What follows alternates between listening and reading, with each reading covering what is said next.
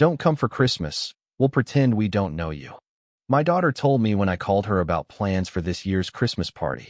Apparently, they had all decided to have this year's party without me because I refused to sponsor their trip to Rome earlier in the year. What happened next was rather unbelievable. I will tell you everything. First, let me quickly thank you for your continuous support. This means a lot to us. If you enjoy the stories we share, kindly subscribe to this channel. It will be great if you can leave a comment on which city you are watching from. We might just give you a shout out in our next story. Today's special shout out goes to Tony Garvin from New York. We are glad you enjoy our stories. Now let's go deeper into the story. I used to believe that love, when given generously, would always come back around. That if you raised your kids right, gave them the best, never let them go without, they'd remember your sacrifices with reverence. Maybe not in the moment, but certainly later, when they had families of their own and could finally grasp what it cost to hold an entire family together. I spent 32 years building my company from scratch. Late nights, failed launches, begging banks for capital I didn't have, and risking it all more than once. And when it finally took off, when the money started to feel steady, the first thing I did wasn't buy a sports car or a yacht. I bought my daughter a house. I paid off my son's student loans. I sent my youngest to culinary school in Paris. Every cent I made after my needs were met, I poured back into them like a man watering a garden, trusting that one day it would bloom into something beautiful and lasting. I didn't realize I was watering weeds. The first signs were subtle, easy to write off as stress or youthful selfishness. My daughter, Layla, started missing meetings. She was supposed to be the CFO, my second in command, but she'd show up late to board reviews and give half-hearted explanations, usually blaming traffic or headaches. I excused it because I wanted her to succeed, because it made me feel good to say, my daughter runs the company with me. I gave her the title, the salary, the corner office, without ever making her prove she'd earned any of it. I thought I was giving her a leg up, a shortcut to the life I had to crawl through fire to get. I didn't see the entitlement growing like mold under the surface, infecting everything I touched. And it wasn't just Layla. My sons, David and Marcus, followed suit, always needing something.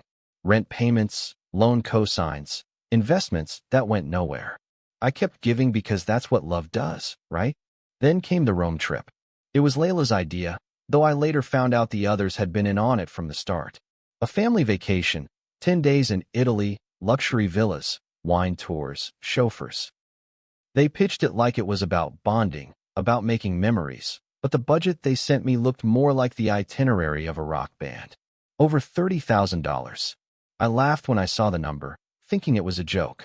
When I told them no, when I said I couldn't justify spending that kind of money on a vacation when Layla hadn't shown up to 3 consecutive strategy meetings, they didn't take it well. First came the group silence. No one responded to my texts.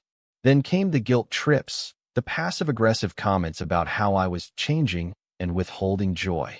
Layla even told me I was starting to act like a boss, not a father. That was when the seed of doubt started to sprout in my chest.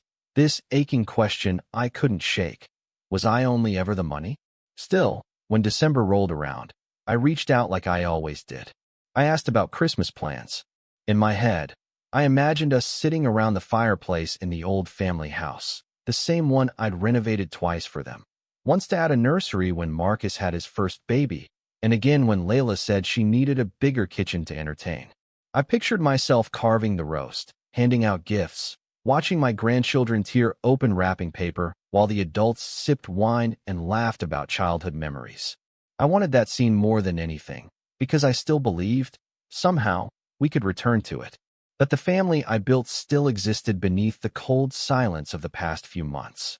But when I called Layla to ask what time I should come over, her voice was ice. "Don't come for Christmas," she said flatly. "We're going to pretend we don't know you." I remember blinking at the phone like it had insulted me personally. I asked if she was joking. She wasn't. "You made your choice, Dad. You picked money over your family. So this year, we're picking each other." Then she hung up. Just like that.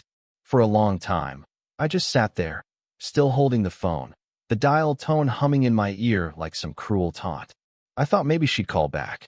Maybe one of the boys would reach out to say it was all a misunderstanding, that they didn't mean it, that they were hurt, sure, but not enough to erase Christmas.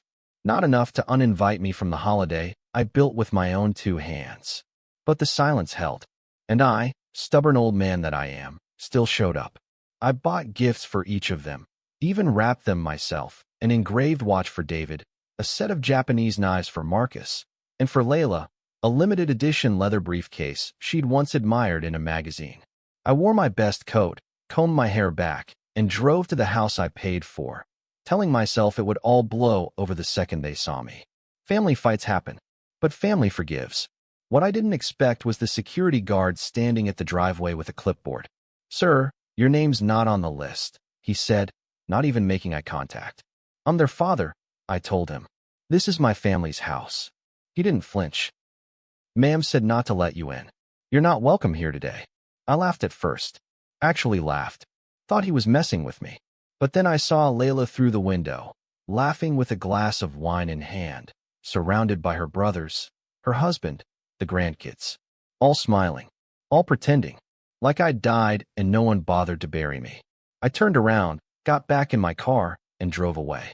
But as I gripped the steering wheel with shaking hands, something inside me shifted. A decision began forming. Not from anger, but from something deeper. Something final. I didn't sleep that night. I lay in bed staring at the ceiling fan turning slow, methodical circles like the thoughts in my head. I kept replaying what happened over and over again. The look on Layla's face through that frosted window, so relaxed, so unbothered. She wasn't surprised I showed up. She was prepared for it. And worse, she'd made sure I couldn't ruin the fantasy. That's what it was to them now. A fantasy family, curated and sanitized, where my absence was a gift and my presence a disruption. I had always believed that no matter how far they drifted, some primal thread of blood would tug them back to me when it counted. But what I learned standing outside that house was that they had cut the thread long ago. I just hadn't noticed. I'd been so busy proving my love with wire transfers and checkbook gestures that I never saw how they stopped treating me like a father and started treating me like a sponsor. The thing that hurt most wasn't being uninvited. It wasn't even the embarrassment of being turned away by a man half my age, holding a clipboard at my own damn front gate. What gutted me was the ease with which they erased me. No hesitation. No internal war. They celebrated Christmas like I had never existed.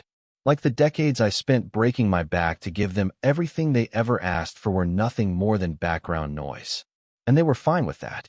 It was the indifference that finally broke me, not the anger. Anger would have meant they still cared, that I still mattered. But indifference? That's the coldest kind of betrayal, where someone doesn't even hate you. They just don't need you anymore. Around 3 in the morning, I sat at my desk and drafted a message. It wasn't dramatic. I didn't rage or curse. I just told the truth. I told them I was done. That effective immediately, all financial support was ending. No more rent payments. No more emergency wires at 2 a.m. No more covering credit cards. No more business write-offs disguised as favors. I told Layla she was being relieved of her duties as CFO, and that legal would follow up with paperwork. I reminded them that everything they had taken for granted had come from me, and that I didn't owe them another damn thing. Not now. Not ever. I didn't send it right away. I sat with it. Read it 10 times. But the more I read it, the lighter I felt. Like I was breathing without a weight on my chest for the first time in years. At 8 a.m., I hit send. The silence lasted all of 6 hours. Around 2 p.m., my phone rang with Layla's name lighting up the screen. For a moment, I considered not answering. But curiosity got the better of me. I picked up, said nothing, just let her talk. And talk she did. Her voice wasn't hurt. It wasn't even confused. It was entitled. Furious, yes, but not in the way a daughter might sound after being disowned. No, it was the fury of a CEO being fired without warning. "You can't do this," she snapped. "You're ruining everything we built." We? I nearly laughed. She went on about how this was unfair, how I was acting impulsively, how I was embarrassing her professionally. Not once did she ask why I felt pushed to this point. Not once did she say she missed me. She never even asked how I spent Christmas night. I waited until she was done, then said, "I didn't ruin anything. You made your choice. I'm just honoring it." And I hung up.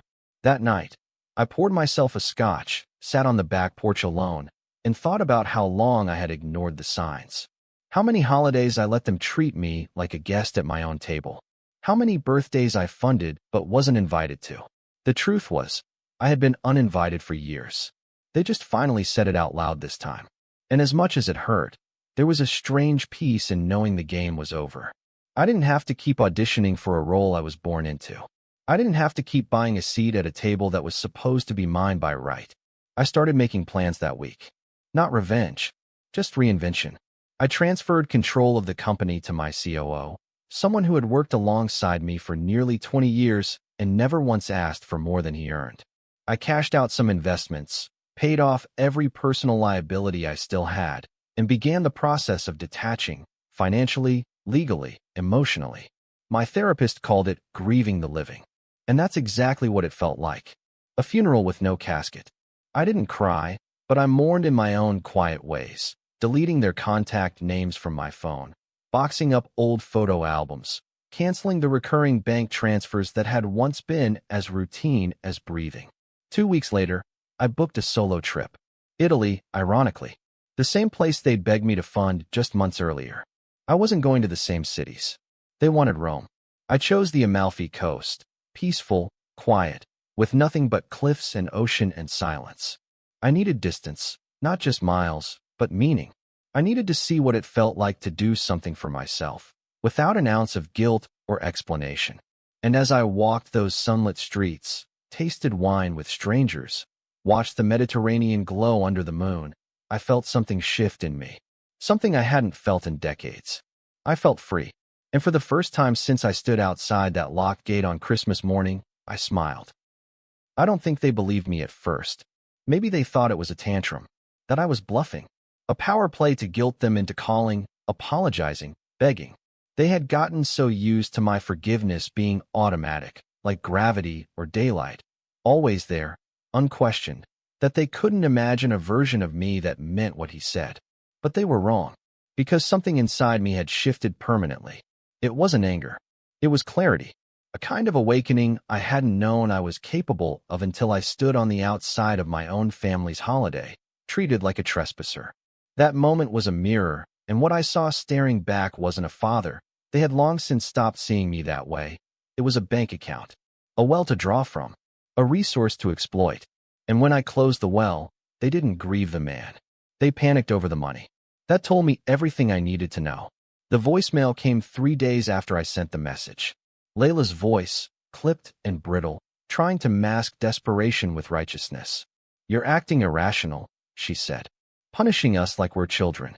Do you even realize what kind of position you're putting me in professionally? The board's asking questions. The staff's confused. You blindsided me, Dad."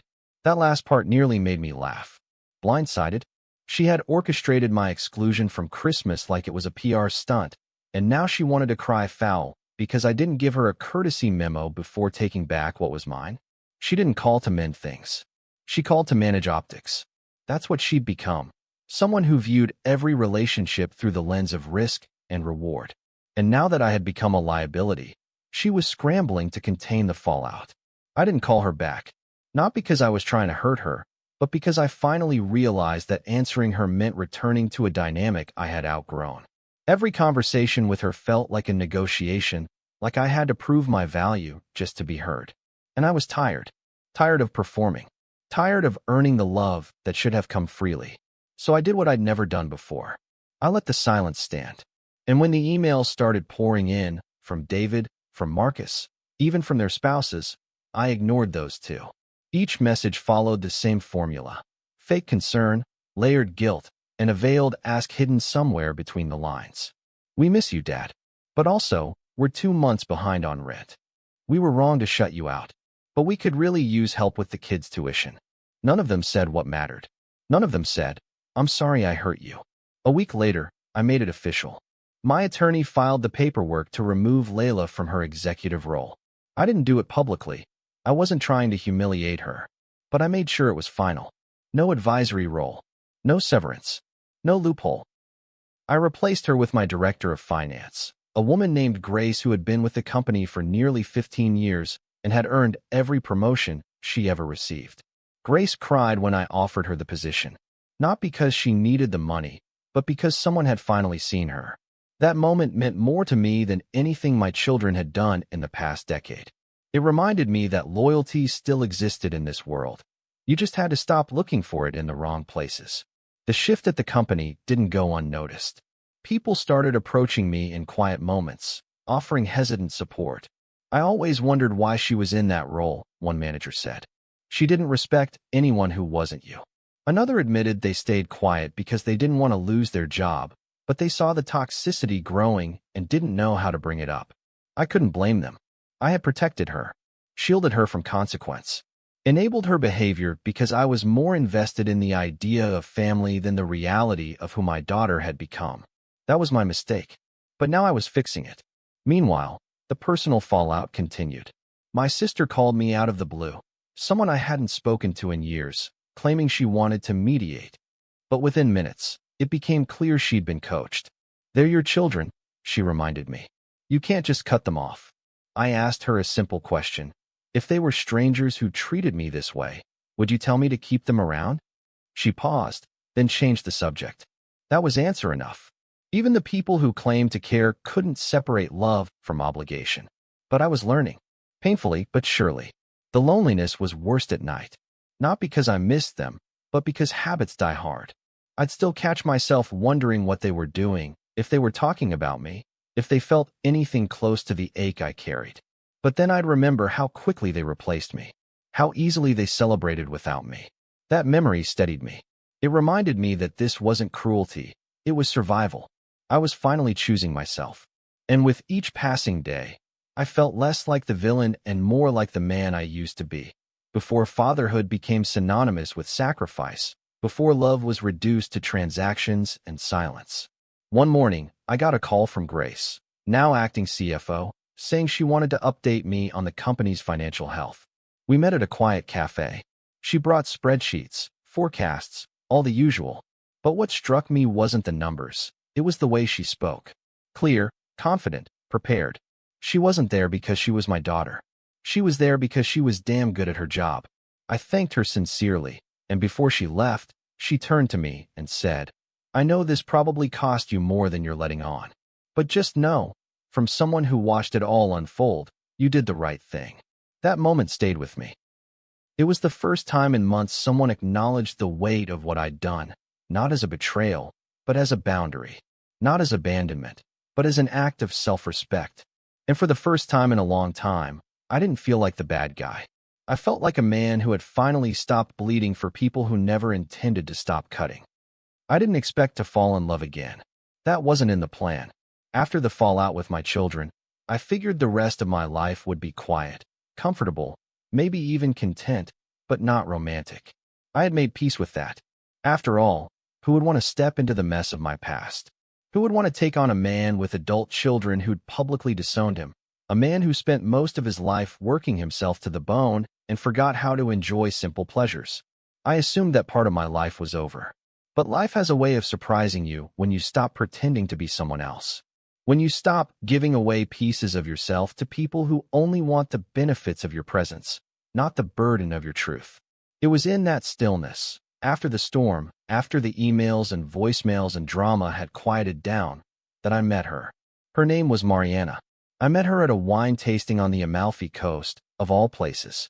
She was standing near the vineyard's edge, holding a glass of Montepulciano, laughing softly at something the sommelier had said. There was a warmth to her that pulled me in, not flashy or attention-seeking, but grounded. She didn't scan the room like she was searching for someone better to talk to. She looked content just being there. I don't know what made me walk over. I hadn't approached a woman in years, and certainly not with any real intention. But something in me shifted that day. Maybe it was the sun on the sea, or the fact that I had nothing left to prove to anyone. I introduced myself, we talked about the wine, then the view, and then, somehow, about grief. She'd lost her husband 5 years prior. I told her I'd lost my wife 10 years before that. We didn't linger on the sadness. We acknowledged it like an old scar and moved on. We ended up spending the rest of the afternoon walking the coastline, pausing every so often to let the breeze interrupt our stories. She didn't ask what I did for a living. Didn't seem impressed by my watch or my shoes or the fact that I'd flown first class. She was more interested in how I took my coffee, if I preferred dogs or cats, whether I believed people could change. It was the first time in years that I felt seen without being measured. And that feeling of being regarded with curiosity instead of expectation hit me like a wave I didn't know I'd been drowning under. I didn't fall for her that day, but I remember thinking, if love feels like this, light, not heavy, maybe I'm not too broken for it after all. We exchanged numbers, texted, called. Then, after I returned home, we started video chatting almost daily. Our conversations were easy, honest. There were no games. She never made me feel like I had to compete with her past, and I never made her feel like a placeholder in mine. A few months later, she came to visit. I met her at the airport, nervous like a teenager, holding a bouquet of tulips because she once mentioned she liked them better than roses. When she stepped into my home, she didn't flinch at the silence. She didn't ask about the family photos that were missing from the walls. She just smiled and said, "Feels peaceful." And for the first time, it did. Of course, my children eventually found out. Layla sent an email. "So you've replaced us with a new family now?" It read. No greeting. No sign-off. Just bitterness wrapped in entitlement. I didn't reply. What was there to say? That I had found joy again. That someone actually loved me without expecting anything in return? They wouldn't have understood. Or maybe they would. And that's what made them angry. That I didn't crumble after their betrayal. That I didn't chase after them or beg for reconciliation. That I had, against all odds, chosen happiness over history. They didn't want me to move on. They wanted me to sit in the ruins and regret ever drawing a line. Mariana never pushed for details. She only asked once, gently, "Do you want them back in your life?" And I answered honestly, "Not if it costs me this peace." She nodded and never brought it up again. She didn't try to fix it or offer spiritual quotes or suggest therapy. She simply let me grieve on my own terms. And in that silence, she gave me more comfort than all my children combined. We traveled together, cooked together, laughed often, argued occasionally, because real love isn't perfect, but always came back to center. I began to see what partnership could look like when it wasn't transactional, when it wasn't built on guilt or debt or obligation, just mutual respect and effort. I proposed on a quiet morning in March. Nothing extravagant, no audience, just us on the back porch with coffee and a sleepy breeze, watching the birds fight over crumbs. I slipped the ring onto her finger mid-conversation, and she laughed like I'd just told her the world's best secret. That laugh, that soft, real, from-the-belly laugh, meant more to me than any yes ever could. We got married in June. Small ceremony. Close friends. No family. Not out of spite, but clarity. I knew who stood with me and who stood in judgment. And I was done performing for people who only applauded when it served them. I didn't send invitations to my children. Didn't want them there, and deep down, I knew they wouldn't have come anyway. Not unless there was something in it for them. A chance to network, to be seen, to reattach themselves to the version of me they once found useful. But that man, the one who mistook self-sacrifice for love, was gone. Buried the day they told me not to come for Christmas. The day I stopped knocking on doors that had long since closed. Mariana and I spent our honeymoon in Santorini, watching sunsets that made us forget our past lives. And one night, lying in bed, she turned to me and whispered, "Do you ever miss them?" I thought about it. Really thought. "I miss who I hoped they'd become," I said. "Not who they turned out to be." She kissed my shoulder and said nothing else. That silence said everything. I knew peace wouldn't last forever, not in a world where silence gets mistaken for surrender. The thing about choosing yourself, especially after years of being everyone's safety net, is that the people who benefited from your self-neglect don't let go quietly. At first, I thought the backlash would stay confined to private circles, frustrated phone calls, tense conversations between siblings, maybe a few passive-aggressive texts I'd never respond to. But I underestimated how much they relied on the version of me they could exploit. The moment I removed their access, I became something else entirely. Not their father, not their provider, but their villain. The man who abandoned his children for a woman they didn't even know. It started with whispers, then graduated to full-blown character assassinations. Friends I'd known for decades began pulling away. Some politely declined dinner invitations, others just stopped returning calls. It wasn't hard to guess what was being said. Layla, predictably, took the lead. I found out through a former colleague, someone who still worked at the company in a mid-level role, someone who hadn't picked a side. She told me that Layla had been posting cryptic messages online, vague references to betrayal, and losing a parent to ego. Nothing with my name on it, of course, but close enough for the people who knew us to connect the dots.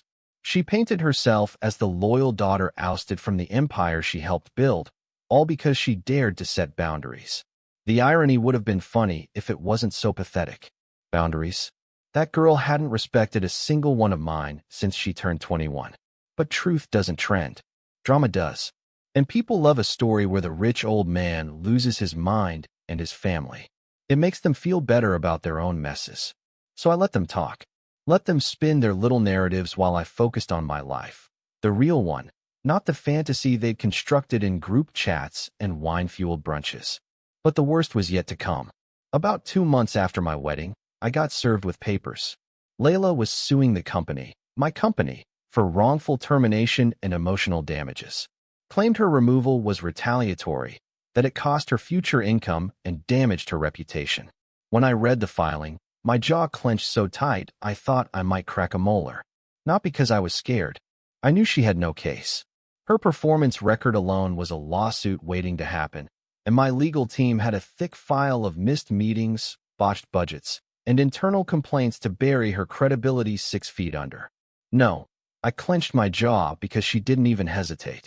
Suing her own father was just another move on the chessboard. Just business. Just leverage. That was the moment I realized there was no coming back. No healing. No teary reunion 5 Christmases from now where we'd laugh about misunderstandings over hot cider. That fantasy had died, and she was the one who put the final nail in the coffin. The court process dragged for weeks, then months, and in the end, it collapsed under the weight of its own absurdity. The judge threw out most of the claims. The rest were quietly settled for an amount so low it couldn't even cover her attorney fees. I didn't feel triumphant. I felt hollow, like I'd survived a car crash but couldn't recognize the wreckage. I thought about my wife, my late wife, and wondered what she would have said. Would she have blamed me for being too soft? Or scolded me for letting things get this far? Part of me believed she'd cry if she saw how far Layla had fallen. But another part, the bitter, exhausted part, knew she would have told me to walk away years ago. Maybe I needed to lose everything to see what love wasn't. In the meantime, extended family started reaching out, some with genuine concern, others just fishing for gossip. My cousin sent a message saying she'd heard terrible things and hoped I was okay. When I didn't reply, she followed up with a screenshot of Layla's latest post, captioned, "When your hero becomes your cautionary tale." I stared at the screen, numb, then blocked her without a word. That was my new policy: silence over drama, peace over proof. I wasn't going to argue with people committed to misunderstanding me. They weren't there when I paid for college, or when I took out second mortgages to cover hospital bills, or when I gave up vacations, dates, and sleep just to make sure my kids never went without. So they didn't get a say now. Let them believe whatever made their dinners more interesting. One day, I was walking through a grocery store, minding my business, when I ran into an old friend, Ben, someone I'd known since college. He gave me that look, the one people give when they've heard too much and know too little. He asked how I was holding up. I said I was fine. Then he asked, "Do you ever think you went too far?" I wanted to tell him everything. Every wound. Every insult. Every time I swallowed my pride for people who wouldn't have lifted a finger for me. But instead, I looked him in the eye and said, "I went exactly as far as I needed to go to stop bleeding." He didn't know how to respond to that, so he just nodded and walked away. The few friends I had left were the ones who'd seen it all firsthand.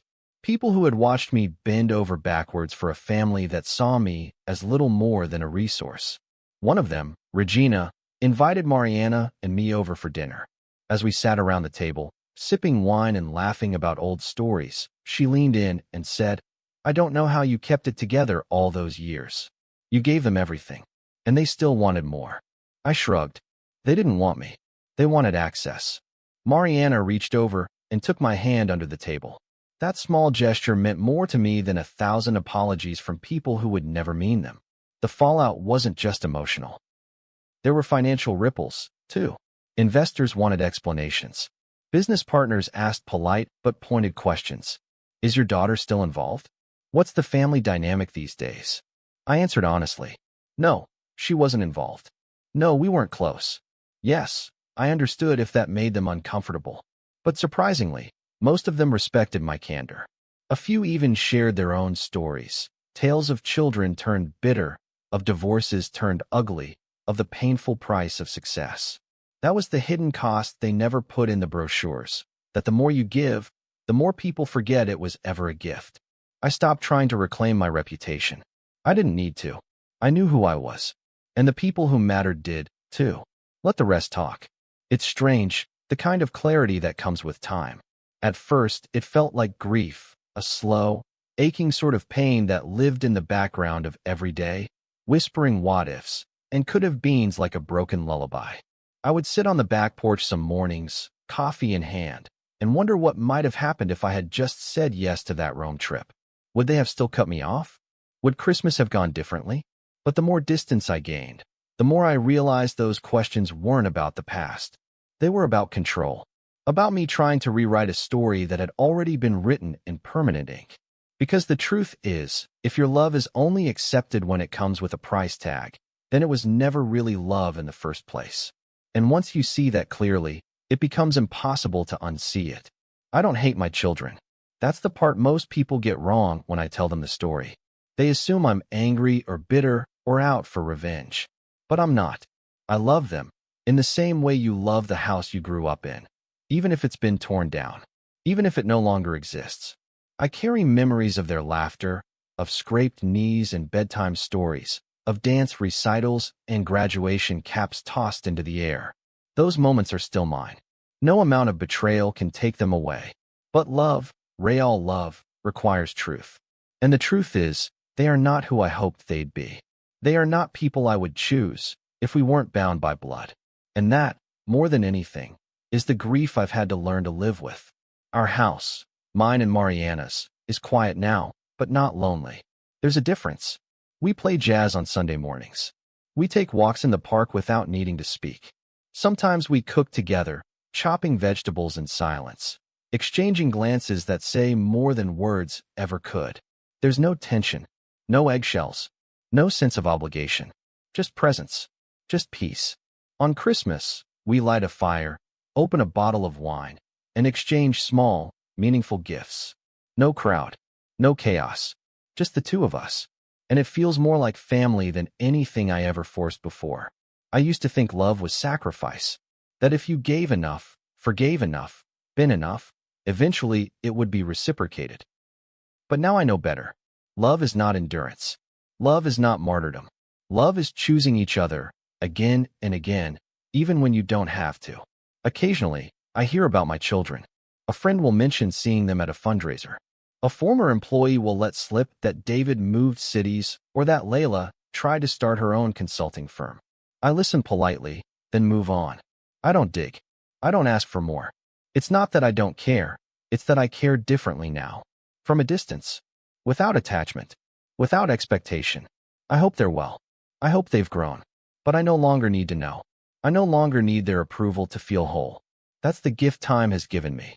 The freedom to live unobserved. To exist without justifying my choices to people who never once justified theirs. Every so often, I write letters I never send. One for each of them.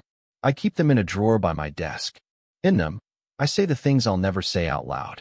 I tell them I'm proud of the parts of them that still resemble the children I raised. I tell them I'm sorry for what I enabled, for what I ignored, for the man I was when I thought love had to be earned with money and presence alone. But I also tell them I'm not coming back. That my boundary is not a punishment, but a declaration. That I will not stand in the doorway of their lives, begging to be let back in. Those days are gone. That man is gone. A few months ago, I ran into Marcus at a coffee shop. It wasn't planned. I was in town for a business meeting, and he just happened to be there, laptop open, wearing the same stubborn expression he always had as a teenager. We locked eyes. He froze. I nodded. He gave a half-hearted wave, then looked down. That was it. No words. No drama. Just a moment. Quiet, anticlimactic. And yet it said everything. He could have walked over. Could have asked to talk. But he didn't. And I didn't either. Not because I'm angry, but because I've learned the difference between what's broken and what's finished. That moment was confirmation. We're done. Still, I've made peace with the complexity of it all. Life isn't black and white. I can love them and still not trust them. I can forgive them and still not welcome them back. People don't like that kind of nuance. They want heroes and villains, clean lines and redemption arcs. But real life doesn't work like that. Sometimes, the most loving thing you can do is walk away. Not to teach a lesson, not to hold power, but to protect what's left of your soul. I don't need to be right. I don't even need to be understood. I just need to be free. And I am. I think about legacy now more than I used to. Not in the traditional sense, not buildings or awards or bank accounts, but in the quiet ways we leave our mark. In how we treat the people who show up for us, and how we choose to show up for ourselves. My legacy won't be written in headlines or passed down through bloodlines. It will live in the life I built after the fallout, in the woman I chose, in the boundaries I held, in the peace I protected, even when it meant letting go of the people I once called home. And on this side of it all, I can finally say this, with no bitterness, no rage, no regret. I did what I had to do, and I would do it again.